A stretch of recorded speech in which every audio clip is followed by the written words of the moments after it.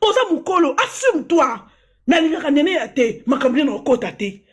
Comment on constate que Bakali ou Ekoko, on a des yo outil dans Bakalité. Yo no ko li azamuta, mais belle obiso ato zo mona. Nous avons respecté étant que belle sœur. Attends, bozate. Mais on a toujours belle sœur d'abisso. Donc, attends, bozate, on a toujours belle sœur d'abisso. Quand il y a até que Bakali ont des formes M23 T, on a des sika outil dans Bakalité. On a des sika yo outil dans Bakalité Hiroshima. Yo zaki ko accompagner mobali na yo, ti yo mo pour comme star. Nene, pardon, na lobabu na expliqué Hiroshima, peut-être na bateau Botalabiso, Hiroshima, moi je m'aurais te dire ceci, moi Bakali, je ne m'attaque pas personnellement à toi et je suis pas monté juste pour toi, non. C'est un débat qui est basé sur Ferré et Fali. Alors, si moi je suis monté, c'était juste pour mettre de l'ordre, que tu aies aussi l'apaisement. Tu auras des idées, parce que tu as beaucoup d'idées, tu as beaucoup de choses à dire. Mais en s'embrouillant comme ça avec des gens, comment tu vas te défendre? Ne faut pas parler quand tu dis, ouais, tout machin, c'est pas un français soutenu. Moi, je ne suis pas contre toi. Et il faut enlever ça dans ta tête que moi, Bakali, je suis dans ces histoires-là des M23, un groupe quelconque, tout machin. Non, moi, je ne suis pas là. Moi, je suis net, je suis pour tout le monde. S'il y a des idées à donner, moi, je vais monter pour parler. Je vais me défendre à ma manière. C'est pas que non, parce que moi, je parle bien avec toi ou je parle bien avec Karine. S'il y a une idée à donner, moi, je peux pas monter parce que je sais bien que, d'abord, Ken Piana, il est naître comme moi. Ken Piana parle de tout le monde. Ici, on parle on parle l'histoire de musique. On parle pas de tout le monde ici, ou des individus, un groupe des individus. Non, non, non, non. On parle des musiciens, nos musiciens congolais ainsi que ses fans. On parle des Gaulois et des Warriors. Tu dois te défendre par rapport à l'artiste que tu défends. Tu ne peux pas t'attaquer personnellement, moi, Bakali. Non, Bakali, t'es monté pour moi. Pourquoi ici, il y a des M23. Non, moi, je ne suis pas dans ces histoires-là. Depuis un certain temps, moi, je ne suis pas M23, je ne suis pas quoi que ce soit. Non, moi, je ne suis pas comme ça. Je suis naître. Alors, Ken Piana nangana lobelo komoko, au moni tangozo gérer live net ya bajari ya boye, il faut voyer ba gérer en po boye ba se partager ba idée. Idée tombo se partager, bato nyonso baso mata ba ozana même conviction te ba ozana même penchate. Mutu na mutu ana idée na ye, mutu na mutu ana sentiment na ye, mutu na mutu ana opinion na ye. Alors, na kati ya opinion wana, il faut au moins oyeba ko gérer ba émotion ya mutu na mutu. Ponde bando discuter wana au moins na teke no bozo baluka place moko. Moi muta pe sa idée na ezate parce que oyo koto azoloba, o koto azoloba. Ezo gagner ba minute ezo li attend. Moi muta se défendre ba idée mususu ekokima. C'est dans le sens là. Bakali problème toi ngala mataki nécessairement juste ka pour la lobana que non ocha ordre pour esa bo pesa na ba idée moni lelo oyoyo warrior ou spiritas ou gaulois ba sa ba fan ya ba musicien na biso ya Congo toko kabola bango te mais ko mutu na mutu ne fa pe tango so matana life fo ya na idée na argument ko pesa argument ou idée eza ya reçoit na te eza compréhension tiki mutu moko aloba yo pe oyeba ko se maîtriser pourtant ko sa parole na yo oyeba ko s'argumenter bien. Oui, s'il te plaît. Non, il y a te gérer la police, il y a débat. Non, tu gérer qui, tu banda débat na biso bien néné na ba ta faire bazalaki belé. Ba ke azalaki otikela bango tana bango baloba. Atikela bango tana bango ya koloba. Ezande ko na biso ayepe na manière na ye. Ata okatie alingi na ete sikoyo. Et au moni la live à la so exactement aux en vouloir rier a rosa mamsupe azoyo kate po yone mukolo live oko kitsayo ibse no bongana kitso nanu so muto boasi so loba obo sambriane na ye na matso lisusu comme ça opesa idée na yo c'est comme ça les choses se passent na yebi pete so ya zoyo kabiso po ya zo loba weti bon moi je pense que na kati ya débat oyo polémique eza awa à la toile où tout le monde le sait eza makambo ya Gims na Fali.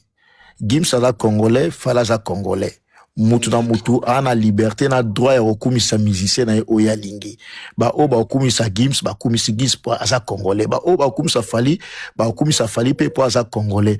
Mais personnellement là ça n'engage que moi personnellement nazomona pena place oyo likama onete zo linga et là tabagola ba lata onete koma ya bango pena non comprendre te sincèrement parlant non mona pena mutu na makolo place ba gola o ba oluka ba profiter na likamango ezate o so polémique au sala papa o continue na ngana lobaka mukina zela pardon maman zela pardon na tikuta bino pardon so polémique et au salama Gims ala congolais Fally pe aza congolais ba ça la polémique musicalement parlant. Et ça la koumamba ya vie privée en dehors ya musique te non et ça la ya musique mais ceux zo koma ke non boutique neti non mona neti score neti arbitre mambango eza ba golois po ba Kofi Feed bazali ba Spiritas baza ba Wingemen pe bazali Gims alingami pa ba congolais Gims ala congolais lokola ba congolais tout mutu moko akolongola e congolais te mais ce que c'est polémique do sala ba entre na Fally po ba musicien po ba pe ba congolais mais ce qu'on comprendre te comment ba golois bazokota likama oneti ba lachango ba osola na kombo ya Gims or baza ba fan ya Gims te baza ba fan ya Ferregola ba golois vient du nom Gola non. Au moins, faut pas défendre les combos wana ya Gola parce que va défendre Ferregola, c'est la représentation ya Ferregola. Mais comment est commis community Gims na Fally mais ba Gola siko ba défendre non na mona na ntepe ya bongo. Depuis na bana mandule na mona na nuteke non ba fan ya musicien mo boye ba tiki musicien na bango ba go défendre na mona pena na nuté. Lokuta ba bien na pire esprit. Ongelo baba golwa bazela pejo ba cha ba sala mineno Gims abetaka atakutu ba ozela ba cha ba date ba sala wana kutute kaka ndenge fera za musicien mukete za musicien munene ba défendre kombo ya fere wana ndenge za munene olieke polémique na minito ezali kilema non likelembe za lelo pa na yoyo olianga na olia lobby comme lelo muta olia likelembe za Fally na Gims batika Gims na Fally ba sala polémique musicalement parlant ba guimé rozala ba warrior ba ta Fally bana ba IDP o ba ko pousser pour na musicien na bango pour ba se défendre ya Gims pe bana mambo ba ko loba so si ba golo ba okini nango bongo eza netike bazozo a parti pris à kokabola neti congolais mususu ça important que les congolais mususu te biso tout ba congolais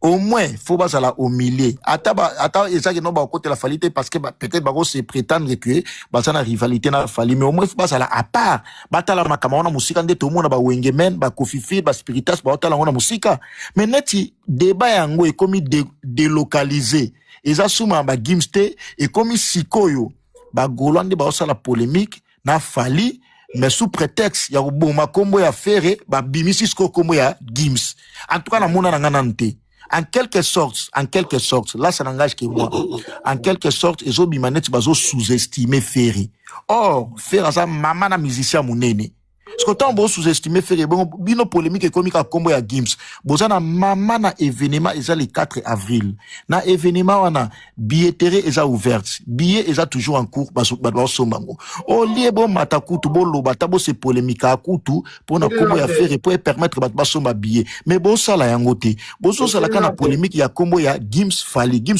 ba to ba sala bénéficiaire eza ba warrior eza maître Gims pour maître Gims eza de maître Gims Fally pe eza de Fally mais siko eloko fera zo sala wana eza pour honneur na biso ba congolais tout ngazo beta le 4 avril wana siko bosa focaliser na yango te o mona te bo mi kotsa na ba distraction pour rien de beaucoup mataka ba live boy po bolo baka bon maître Gims non à un certain moment il faut arrêter de toto lo bakeno bosa suba goloate de 20 000 billets et silinante.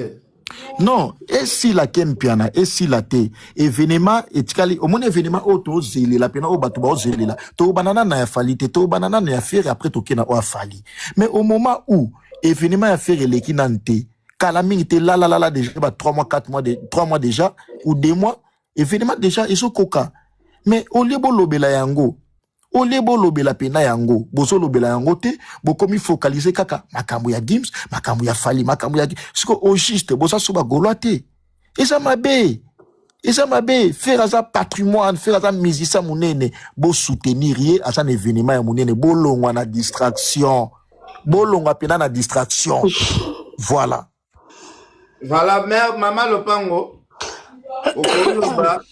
oui nga na mataki parce que bat na mona ki ba golo ba mataki na tike ba oswana na ba nini na moni na ngango normal oh ils a polémique ya ba musicien ça qui tout à fait normal ba attaquer Néné ya ba golo pe ba attaquer ma peut-être en tout cas nando tala ba onka na ki na scène mona ke ba golo pa mo peut-être ngabi bon Néné aza capable de se défendre na moni pe ba kena ba on peut bien mutu pas siliki azate elonga na mateka to na moni Hiroshima mati abandi mbala moko attaquer na ba wesh na o français comprendre tenga ben non ngape fona mata on a mata qui en fait amla bino ba M23 nga za page ndebo mona nga na za page na polémique na motu na tchaka motu tout na kacha page nga même live fo ezana kacha page nga na za M23 ne M23 je n'ai rien à foutre avec M23 nga za page motu nyosa kota na page nga que tu veux ou tu veux pas na kokoti so na ko puis en même temps na za kawario en même temps na za bakuk bisous bye bonne nuit. Merci beaucoup. Danalo ba mutache des autres des années Hiroshima parce que Hiroshima pena a respecté ba norme tout ça la gala éviter. Ken piana omoni elogezo kamusanga. Omoni aya achaki date na awa. De aya oasa ni congolais ba kola ba mo soutenir ba mo comparer na Fali. Omoni à un certain moment tout ça ba congolais to pesa na ba idée. Ils ont comme net qui peut-être à répondre. Te nga nana besoin te nga nana nga mutamutu te naza netre naza pena netre na mutamutu te au contraire nga na solo ba makambo yo po esunga bango ba longo na ba futilité nga nana besoin ku ya ozala mutamutu te nga na mutamutu nyonso ba somba nan ba bien parce que nini ba bete za 20 000 places eza muke par rapport eza 20 300 places. Na 20 300 wana, il faut pas ça la yango sold out, il faut réussite totale et zala. Ce que ton bon mi côté na ba distraction oyo. Ce que yeb ça bénéfice na ba ngozani. Net bon, gim ça la polémique na Fali, bénéfice à ba golezani. Entre non, to lobela pa entre nous. Bénéfice ba golezani na makambo. Po Italie bangote? Italie ka ba Guario na Gims. Ou biso ba journaliste nde toko pe sa idée. Biso toko kata makambango. Biso tozo déplorer et loko tozo lingandete to lingite makambo ya kofinga ba para to lingite ba vie privée to suka na musique point barre to suka na musique mais au mona ke bato bazo alimenter débat au makasi bato bazo alimenter débat au makasi zo salanga pasi ezo salanga bien te na mona ke faire ça événement ya monene o biso tout tozo zela biso tout kozala et ça ba kola mais c'est pas normal et ça la ba chroniqueur proféré Moussala na bino eza yako promouvoir artiste. Asana ba œuvre, asana événement. Bobi mana distraction haute. Bobi mana yango eza bien te. O mona mutu so bakala na kota maka te nazolo ba awa lokola mutu ya batutu nana besoin faire nana besoin Fali nana besoin Gims nana besoin héritier ba wera ba batutu. Twana besoin na bango mambe qui est bien. Polémique o na ministre ezali Kelimba elie Fali na Gims to tika bango na polémique wana ba continuer ba argument kolobela ezali. So Gims a beta Stade de France, Fali pe a beta Stade de France. De togo comparer. Gims a beti yu arena une semaine, Fala beta ngotambala moko na donc on aura des idées. Oh toko lobela. On s'en point de ba argument ezali. Alors na kata makambo yo bagola bozala vraiment moi musika na botala ngona moi musika bozele l'événement leka boya koloba. Le plus important c'est ça.